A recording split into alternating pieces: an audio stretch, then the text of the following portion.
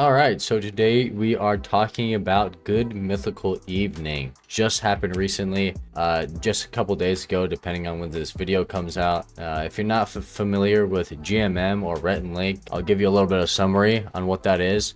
And thank you guys for watching, because this is kind of the whole point of this video. So GMM is a internet show on YouTube. They mostly started out as a talk show. And in present day, it's almost more of a game show sort of style content, but it's very much its own thing. So it's not a game show or a talk show. It's kind of its own thing in that way. And GME is essentially supposed to be like GMM After Dark, like an R-rated Good Mythical Morning. They basically play different games and things like that. Due to YouTube's policies, GMM often stays away from more explicit content, and they don't really swear. So Good Mythical Evening is kind of their outlet to do whatever they want. They only do it once a year, so it's usually much longer than like a typical GMM episode, and it's also live, so things just happen and you're kind of just surprised when things happen, because it is a little unexpected and insane in that way. So this all started with the first Good Mythical Evening back in 2021, I believe. They were kind of just doing it for fun. They weren't sure if it was going to be an annual thing or what. It was like a live Good Mythical Morning episode. The cursing was super frequent and a little awkward, but it was still very entertaining. Some of the games they played were guessing like sex positions, just from the name. They were trying to guess what risky phrases are being said with headphones on and just reading the lips of the other person, of either Rhett or Link. This is also when Brittany was introduced, sex doll, and it was very fun. So they went with the live streaming service Looped, and it worked okay with some technical difficulties happening, but it eventually worked out in the end. Yeah, overall, that first Good Mythical Evening set the standard. It was pretty good. It was actually very good, and everyone wanted to come back, including Rhett and Link, who did come back. The next year, they did come back and do it again. This time, they chose Moment House as their streaming platform, and this did not go well. I'm sure if you follow Good Mythical Evening or Good Mythical Morning, you already know this. The ticket, ironically, included a infrastructure surcharge as well, and the servers were not up to the task, and the live stream eventually was called off after about an hour due to the stream starting soon for a prolonged period of time, and the stream essentially never started for a large majority of the audience. There was threads on Twitter. There were threads on Reddit with the crew trying to give updates and trying to resolve the situation, but it didn't get figured out. It was pretty much wholly on Moment House at this point, and they couldn't get it done. Now the stream was eventually rescheduled, and this time the stream went okay with no real technical difficulties this time. It was days later. It was very fun, with the only real complaint being that the pre-show was just a drinking game, which in my opinion was still pretty fun, but it is, I don't know. You say pre-show, you expect something else. I don't know what I was expecting. It was okay. The pre-show's okay. That's not what you're there to see. And here comes Good Mythical Evening 2023. Pain or pleasure is the tagline, which is focused on audience voting for certain situations in which Rhett and Link get the good option or the bad option. It's a fun concept, and I think it worked out well. A lot of crazy things happened this time, and I had to keep reminding myself that, oh shit, this is live and things are just happening. Like, that actually just happened. That happened a lot. At first they did the pre-show, which again was a drinking game. I think there was lack of communication with the pre-show, because a lot of people were in chat, me included, were like, hey, we got in at 6:30, and we're like, hey, when's the pre-show? How do I see the pre-show? Eventually some people in comments were helpful, and I was able to find the pre-show after some digging. The link was posted to the Mythical Society, and it was on YouTube, just like the year prior. I should have known that, but it's been a year, so I kind of just forgot, after a year. I did eventually get to the pre-show, and it was fun. It was drinking games. It was only 15 minutes. But it was what it was, right? Then we get to the main event, which went on for about 2 hours. pretty drunk, especially Link, and Link made a lot of long-winded emotional speeches multiple times throughout this Good Mythical Evening. At one point, Stevie gave Link a punishment because he lost the game, and the punishment was reading a comment that was mean, and it was about his tattoo being amateurish essentially, which I think his tattoo looks fine. I think it looks all right. He was not happy about that. It seemed like he gave this sort of speech where he was starting to talk smack to the other person, kind of. He was also trying to be nice and also talk smack at the same time. But then Rhett was behind him, like backing him up like a hype man, and that was super funny. That was one of the funniest parts of the evening, was Rhett, you know, behind Link, like, hey, he's gonna get you, he's gonna fight you, blah blah blah. That was pretty good. He was like his hype man in a way. It reminded me a lot of the Key and Peele sketch of like Obama's hype man, or Obama's translator, his anger translator, or something like that.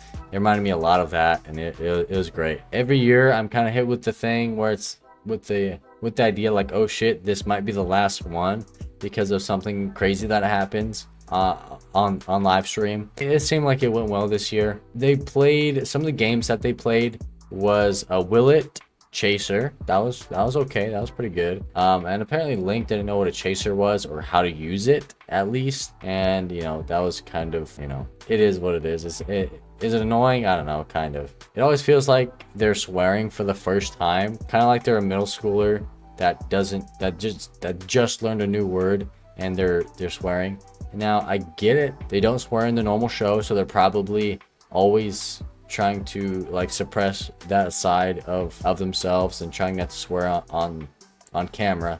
But when it comes to GME, Good Mythical Evening, they have a hard time letting loose and swearing naturally, so it just sounds kind of awkward.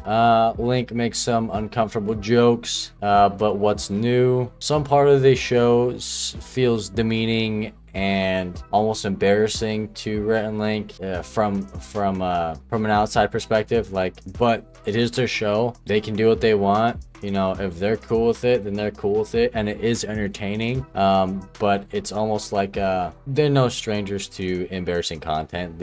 They've made that content before, definitely on their normal channel, but it's on another level because it is live and there's no cuts, and there's, you know, obviously it's a different experience, but it is still very fun. They did play a game where they had to guess the sexual act based on just the name of the act that was given, and like docking, soaking, etc., those sort of terms. Link lost, and he had to eat Rhett's ass. Not literally, he had to eat a mold of Rhett's ass made out of chocolate. So I will say that. There is a video of the mold being made during the stream. They played that video, and it was a pretty good video, I'd say. It was funny. It was funny.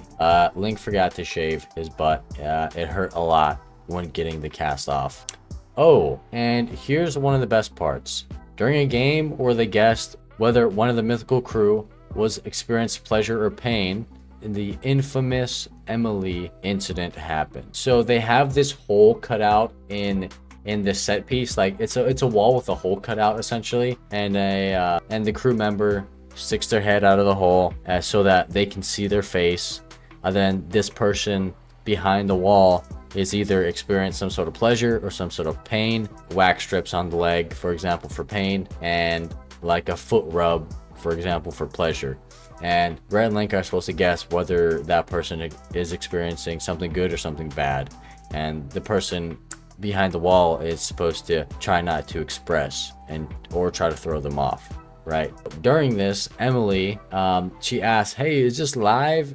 And you know, obviously it is. And she goes to put her boob like through the hole to, I don't know, for fun. And she's wearing a shirt and everything, of course, but she goes to put it through the hole, and she ends up leaning too hard, and she knocks the whole set piece over, and it falls on top of it. And it's just it's a crazy moment that will be remembered for a very long time. It was insane. Luckily she's okay, but it was a little scary, definitely a little funny. A lot funny. It was very funny. It was insane. I was like, this is live.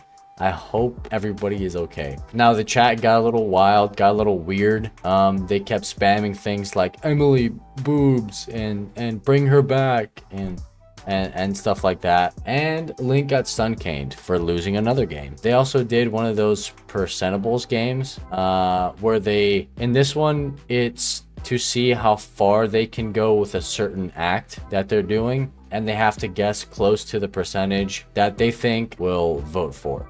So say the chat votes for 65% think they went too far in this act, then they have to guess within like a certain percentage, right? And this is where Rhett sucks on Link's nipple. Yes, that actually happened. Also, Link drank milk from a penis pump that Rhett was holding on his groin. That also happened. I'll try to find some pictures so you guys can see. And that was the show pretty much.